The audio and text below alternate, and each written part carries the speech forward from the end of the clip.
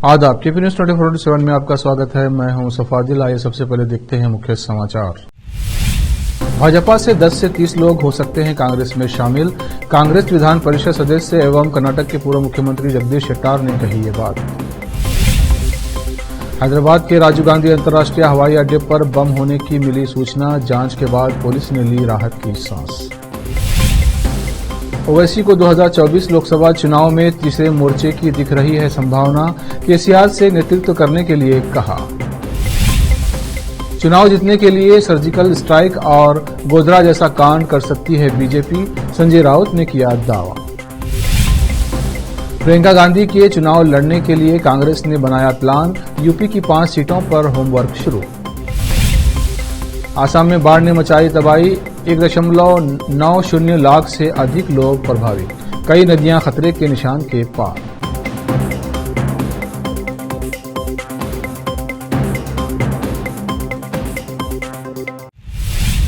अब समाचार विस्तार से। कांग्रेस विधान परिषद सदस्य एवं पूर्व मुख्यमंत्री जगदीश शेट्टार ने कहा कि भाजपा में मौजूद व्यवस्था के चलते कई लोग कांग्रेस में शामिल हो रहे हैं। स्वेच्छा से एक पार्टी से दूसरी पार्टी में जाने पर ये कोई ऑपरेशन नहीं है। इसके लिए ऑपरेशन हस्त करने की आवश्यकता नहीं है। भाजपा से 10, 20, 30 लोग कांग्रेस में आ सकते हैं। हुबली में पत्रकारों से बातचीत करते हुए शेट्टार ने कहा कि भाजपा दिन ब दिन सिकुड़ती जा रही है, बिना नेता के निस्तेज होती जा रही है। प्रदेश अध्यक्ष का कार्यकाल खत्म होने के बावजूद अभी तक उनकी नियुक्ति नहीं की गई है। किसी भी राष्ट्रीय पार्टी को ऐसी दयनीय स्थिति का सामना नहीं करना पड़ा। बसवराज होराट्टी को पर्ची उठाकर अस्थायी तौर पर ही सही विपक्ष का नेता चुनने का सलाह दी थी। पीएम नरेंद्र मोदी सरकार के महज इस एक दावे से टमाटर के भाव आसमान से जमीन पर आ गए हैं। कुछ ही हफ्ते पहले जहां टमाटर के दाम 180 रुपये से 200 रुपये प्रति किलो के आसमान को छूती ऊंचाई पर थे, वहीं अब टमाटर के दाम में बड़ी भारी गिरावट देखी जा रही है। अब मैसूरू की मंडी में टमाटर केवल 14 रुपये किलो बिक रहे हैं। इसके साथ ही देश भर के खुदरा बाजारों में टमाटर के दाम में भारी गिरावट देखी गई है। इसकी कीमत 50 रुपये प्रति किलो से नीचे आ गई है। सप्लाई बढ़ने के कारण थोक कीमतों में भारी गिरावट आई है। अब टमाटर के दाम गिरने का मौजूदा रुझान अगले कुछ महीनों तक जारी रहने की उम्मीद है, जिससे आम लोगों को एक बड़ी राहत मिल रही है, जबकि अब टमाटर के किसान निराश हैं। दरअसल पीएम नरेंद्र मोदी की सरकार ने नेपाल से बड़ी मात्रा में टमाटर के आयात का फैसला लिया है। इसके बाद ही उत्तर भारत के बाजारों में सस्ते टमाटर आने से कर्नाटक की मंडी में भाव बहुत ज्यादा गिरे हैं। मीडिया की रिपोर्ट के अनुसार रविवार को मैसूरू एपीएमसी में टमाटर की कीमतें गिरकर 14 रुपये प्रति किलो हो गई हैं, जो शनिवार को 20 रुपये थी। बेंगलुरु में रविवार को खुदरा कीमत 30 रुपये से 35 रुपये प्रति किलो के बीच थी। कीमतों में इस गिरावट का कारण उत्तरी राज्यों में मांग का कम होना माना जा रहा है, जिसका मुख्य कारण नेपाल से टमाटर का आयात है। मार्केट एक्सपर्ट्स को आगे भी टमाटर के दामों में गिरावट आने की उम्मीद है। आगे चलकर थोक बाजार में टमाटर के दाम संभवतः 10 रुपये से 5 रुपये प्रति किलो तक हो सकते हैं। हैदराबाद के राजीव गांधी अंतर्राष्ट्रीय हवाई अड्डे पर सोमवार को बम होने की सूचना मिली। हालांकि जांच के बाद ये सूचना फर्जी निकली और एयरपोर्ट पर कुछ भी संदिग्ध नहीं मिला। पुलिस ने मामला दर्ज कर जांच शुरू कर दी है। राजीव गांधी अंतर्राष्ट्रीय हवाई अड्डे की पुलिस ने बताया कि हमें कल एयरपोर्ट में बम होने की सूचना वाला एक ईमेल मिला था। इसके बाद तुरंत एक टीम ने एयरपोर्ट पर तलाशी अभियान चलाया। हालांकि कुछ भी संदिग्ध नहीं मिला। इसके बाद पुलिस ने मामला दर्ज कर इसकी जांच शुरू कर दी है। पुलिस मेल करने वाले का पता लगाने में जुटी हुई है। राजीव गांधी अंतर्राष्ट्रीय हवाई अड्डे पर बम की सूचना मिलने की ये पहली घटना नहीं है। इससे पहले साल 2019 में भी ऐसा ही एक मामला सामने आया था, जहां एक व्यक्ति ने राजीव गांधी अंतर्राष्ट्रीय हवाई अड्डे में 2 विमानों में बम रखे होने की झूठी सूचना दी थी। खासकर उस वक्त गृह मंत्री अमित शाह भी हैदराबाद पहुंचने वाले थे, जिसके चलते सुरक्षाकर्मी तुरंत अलर्ट हो गए और विमानों की तलाशी ली गई। हालांकि जांच में कुछ भी संदिग्ध नहीं मिला। बाद में सूचना देने वाले युवक को पुलिस ने गिरफ्तार कर लिया। पूछताछ में उसने बताया कि वो प्रेम में निराश था और शराब के नशे में उसने ये झूठी सूचना दी थी। पुलिस ने आरोपी के खिलाफ मामला दर्ज किया था। देश में तीसरे मोर्चे के गठन की संभावना को स्वीकार करते हुए एआईएमआईएम के प्रमुख असदुद्दीन ओवैसी ने सोमवार को कहा कि उन्होंने हमेशा से जोर दिया है कि तेलंगाना के मुख्यमंत्री के चंद्रशेखर राव इस संबंध में पहल करें। यहां पत्रकारों से बातचीत करते हुए उन्होंने कहा कि अगर चंद्रशेखर राव नेतृत्व करते हैं तो देश में कई राजनीतिक दल और नेता हैं जो इसमें कूदने को तैयार हैं। तीसरे मोर्चे के उदय की संभावना के बारे में पूछे गए सवाल पर हैदराबाद से सांसद ओवैसी ने कहा, यहां तीसरे मोर्चे की बड़ी संभावना है। मैं तेलंगाना के मुख्यमंत्री से नेतृत्व करने के लिए कहता रहा हूं। यदि मुख्यमंत्री केसीआर नेतृत्व करते हैं तो हर राज्य में विभिन्न दल और राजनेता तैयार हैं। इसके बाद इस संबंध में बहुत से कार्य किए जा सकते हैं। ऑल इंडिया मजलिस इत्तेहादुल मुस्लिमीन यानी AIMIM के प्रमुख ने राज्य में अनुसूचित जाति और अनुसूचित जनजाति के परिवारों को 12 लाख रुपए वित्तीय मदद देने के कांग्रेस के वादे पर कहा कि केसीआर ने दलित बंधु योजना के तहत 10 लाख रुपए दिए हैं। बहुत है। मैं तो बार बार हमारे तेलंगाना के मुख्यमंत्री से कह रहा हूं कि उनको लीड लेनी चाहिए और ऐसे कई पॉलिटिकल पार्टीज, ऐसे कई बड़े बड़े पॉलिटिकल लीडर्स हर स्टेट में वो तैयार हैं और अगर चीफ मिनिस्टर केसीआर लीड लेंगे तो मैं समझूंगा। शिवसेना उद्धव बालासाहेब ठाकरे सांसद संजय राउत ने बीजेपी पर बड़ा हमला बोला है। संजय राउत ने कहा कि बीजेपी चुनाव जीतने के लिए कुछ भी कर सकती है। उन्होंने दावा किया कि बीजेपी सर्जिकल स्ट्राइक और गोधरा जैसा कांड कर सकती है। संजय राउत ने मीडिया से कहा कि लोगों के मन में ये डर है कि जो राजनीतिक दल चुनाव जीतने के लिए सर्जिकल स्ट्राइक का ड्रामा कर सकता है। जिस पार्टी और उनके प्रधानमंत्री पर पुलवामा जैसा घिनौना काम करने का आरोप है। जम्मू कश्मीर के पूर्व राज्यपाल सत्यपाल मलिक ये बोलते हैं कि पुलवामा हुआ नहीं, किया गया है। वो पार्टी चुनाव जीतने के लिए कुछ भी कर सकती है। बीजेपी पर इस तरह का तीखा हमला बोलने वाले संजय राउत शिवसेना यूबीटी में अकेले नहीं हैं। 2 दिन पहले पार्टी प्रमुख उद्धव ठाकरे ने भी ऐसा ही बयान दिया था।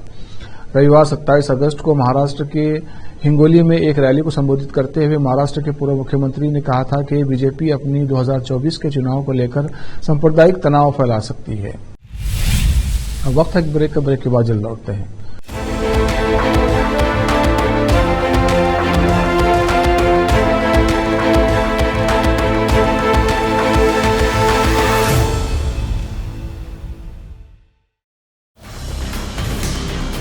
हिंदुस्तान के हर कोने में हम हैं मौजूद।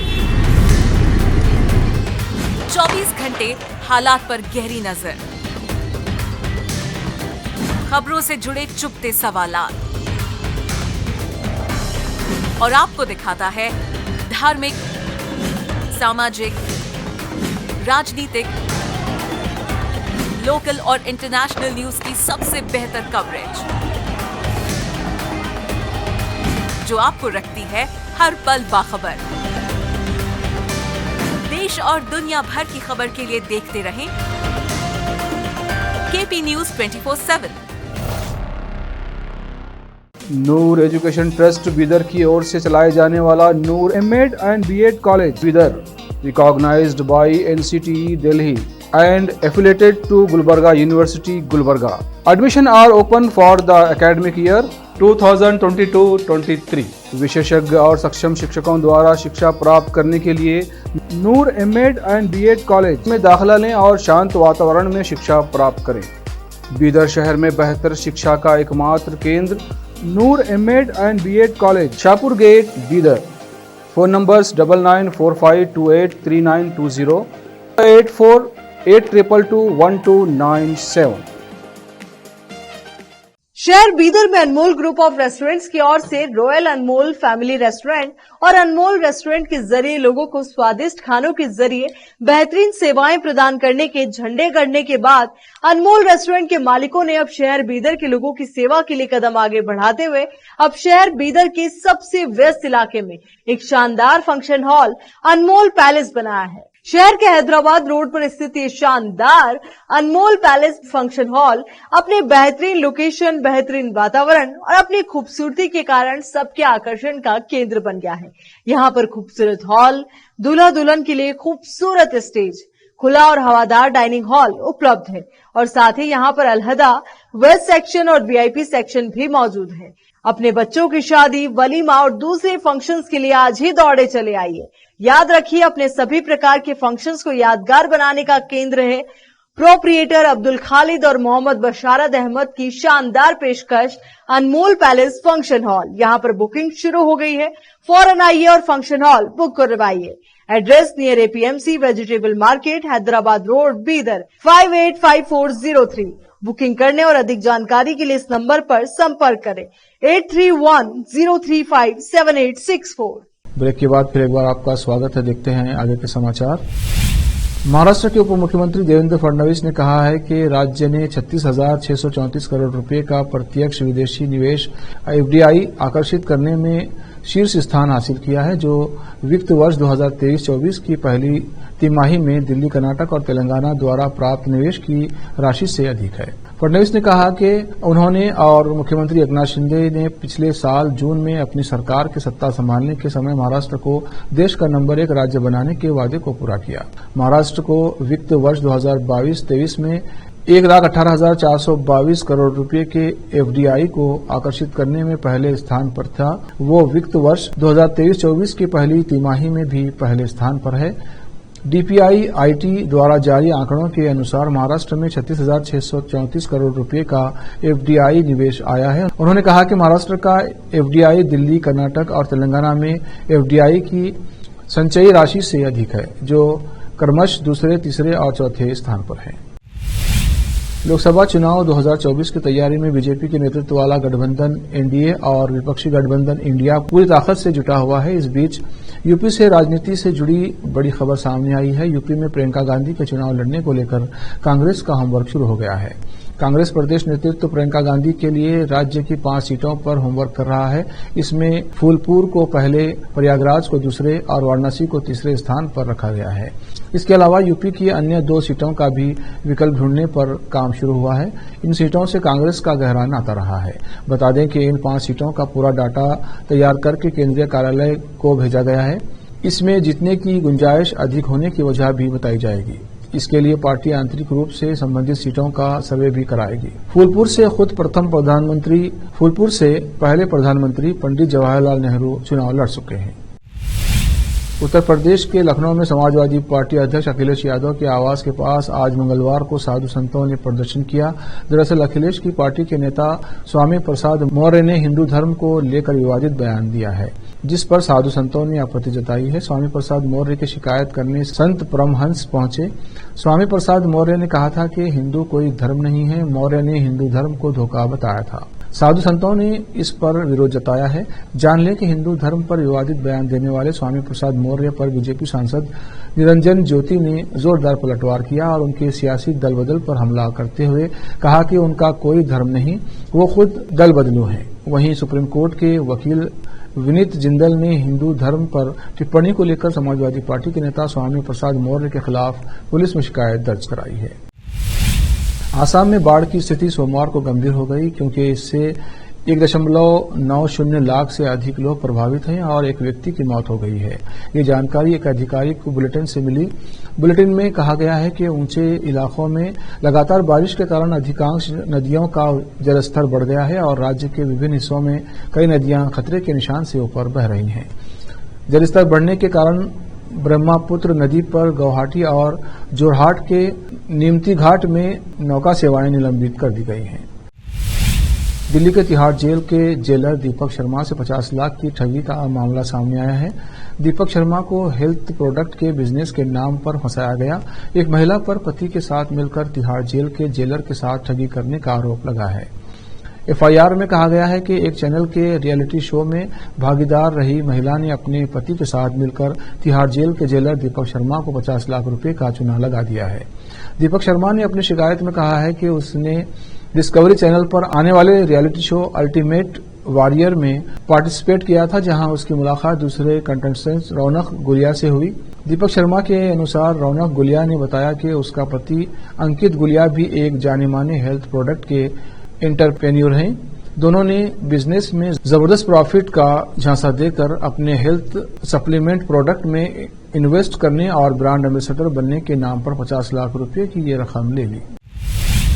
अब वक्त है और ब्रेक का। ब्रेक के बाद जल्द लौटते हैं।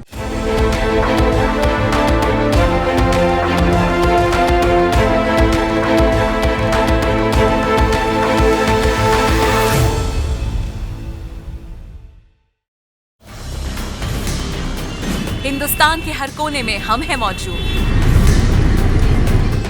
24 घंटे हालात पर गहरी नजर,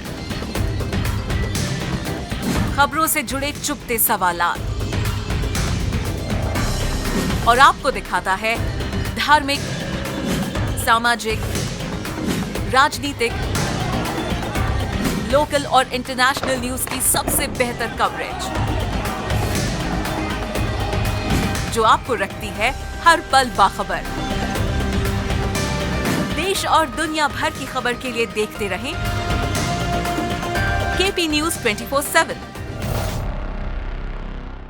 नूर एजुकेशन ट्रस्ट बीदर की ओर से चलाए जाने वाला Noor MEd and BEd college Bidar, recognised by NCTE Delhi and affiliated to Gulbarga University, Gulbarga. Admission are open for the academic year 2022-23. विशेषज्ञ और सक्षम शिक्षकों द्वारा शिक्षा प्राप्त करने के लिए नूर एमएड एंड बीएड कॉलेज में दाखिला लें और शांत वातावरण में शिक्षा प्राप्त करें। बीदर शहर में बेहतर शिक्षा का एकमात्र केंद्र Noor MEd and BEd college, Shahpur gate, Bidar. Phone numbers 9945283920, 8482221297। शहर बीदर में अनमोल ग्रुप ऑफ रेस्टोरेंट्स की ओर से रॉयल अनमोल फैमिली रेस्टोरेंट और अनमोल रेस्टोरेंट के जरिए लोगों को स्वादिष्ट खानों के जरिए बेहतरीन सेवाएं प्रदान करने के झंडे गड़ने के बाद अनमोल रेस्टोरेंट के मालिकों ने अब शहर बीदर के लोगों की सेवा के लिए कदम आगे बढ़ाते हुए अब शहर बीदर के सबसे व्यस्त इलाके में एक शानदार फंक्शन हॉल अनमोल पैलेस बनाया है। शहर के हैदराबाद रोड पर स्थित ये शानदार अनमोल पैलेस फंक्शन हॉल अपने बेहतरीन लोकेशन, बेहतरीन वातावरण और अपनी खूबसूरती के कारण सबके आकर्षण का केंद्र बन गया है। यहाँ पर खूबसूरत हॉल, दूल्हा दुल्हन के लिए खूबसूरत स्टेज, खुला और हवादार डाइनिंग हॉल उपलब्ध है और साथ ही यहाँ पर अलहदा वेस्ट सेक्शन और वीआईपी सेक्शन भी मौजूद है। अपने बच्चों की शादी, वलीमा और दूसरे फंक्शंस के लिए आज ही दौड़े चले आइए। याद रखिए, अपने सभी प्रकार के फंक्शंस को यादगार बनाने का केंद्र है प्रोप्रिएटर अब्दुल खालिद और मोहम्मद बशारत अहमद की शानदार पेशकश अनमोल पैलेस फंक्शन हॉल। यहाँ पर बुकिंग शुरू हो गई है, फौरन आइए और फंक्शन हॉल बुक करवाइए। Address near APMC vegetable market, Hyderabad road, Bidar 585403। Booking करने और अधिक जानकारी के लिए इस नंबर पर संपर्क करें 8310357864। ब्रेक के बाद फिर एक बार आपका स्वागत है। देखते हैं अन्य समाचार। भारत ने गीतिका श्रीवास्तव को इस्लामाबाद स्थित भारतीय उच्चायोग में नई प्रभारी नियुक्त किया है। वो वर्तमान में विदेश मंत्रालय MEA के मुख्यालय में संयुक्त सचिव के रूप में कार्यरत हैं। वो सुरेश कुमार का स्थान लेंगी। 1947 से अब तक गीतिका श्रीवास्तव पहली महिला अधिकारी हैं जिन्हें पाकिस्तान में भारतीय उच्चायोग की कमान सौंपी गई है। भारतीय विदेश सेवा की वर्ष 2005 बैच की अधिकारी गीतिका श्रीवास्तव वर्तमान में विदेश मंत्रालय के हिंद प्रशांत प्रभाग में संयुक्त सचिव के रूप में काम कर रही हैं। गीतिका श्रीवास्तव ने 2007-09 के दौरान चीन में भारतीय दूतावास में सेवा की है। बता दें कि अपने विदेशी भाषा प्रशिक्षण के हिस्से के रूप में उन्होंने चीनी मैंड्रिन भाषा सीखी थी। वो कोलकाता में क्षेत्रीय पासपोर्ट कार्यालय और विदेश मंत्रालय में हिंद महासागर क्षेत्र प्रभाग के निदेशक के रूप में भी काम कर चुकी हैं। फिल्म मेकर जोया अख्तर की फिल्म द आर्चिज का फैंस को बेसब्री से इंतजार है। अब ये इंतजार जल्द ही खत्म होने जा रहा है। इस फिल्म से कई स्टार किड्स बॉलीवुड में डेब्यू करने जा रहे हैं। शाहरुख खान की बेटी सुहाना खान, बोनी कपूर की बेटी खुशी कपूर और अमिताभ बच्चन की नाती अगस्त्या नंदा इस फिल्म में नजर आने वाले हैं। इन स्टार किड्स ने मिलकर आज फिल्म की रिलीज डेट की अनाउंसमेंट कर दी है। ये फिल्म नेटफ्लिक्स पर रिलीज होगी। द आर्चिज में सुहाना खान, अगस्त्या नंदा, खुशी कपूर, वेदांग रैना, युवराज मेंढा, माहिर आहूजा और अदिति डाट लीड रोल में नजर आएंगे। यह फिल्म अमेरिकन कॉमिक पर बेस्ड है। इस फिल्म की रिलीज डेट की अनाउंसमेंट खास अंदाज में द आर्चिज की टीम ने की है। आखिर में फिर एक बार देखते हैं मुख्य समाचार। भाजपा से 10 से 30 लोग हो सकते हैं कांग्रेस में शामिल। कांग्रेस विधान परिषद सदस्य एवं कर्नाटक के पूर्व मुख्यमंत्री जगदीश शेट्टार ने कही ये बात। हैदराबाद के राजीव गांधी अंतर्राष्ट्रीय हवाई अड्डे पर बम होने की मिली सूचना, जांच के बाद पुलिस ने ली राहत की सांस। ओवैसी को 2024 लोकसभा चुनाव में तीसरे मोर्चे की दिख रही है संभावना, केसीआर से नेतृत्व करने के लिए कहा। चुनाव जीतने के लिए सर्जिकल स्ट्राइक और गोधरा जैसा कांड कर सकती है बीजेपी, संजय राउत ने किया दावा। प्रियंका गांधी के चुनाव लड़ने के लिए कांग्रेस ने बनाया प्लान, यूपी की 5 सीटों पर होमवर्क शुरू। आसाम में बाढ़ ने मचाई तबाही, 1.90 लाख से अधिक लोग प्रभावित। कई नदियां खतरे के निशान के पार।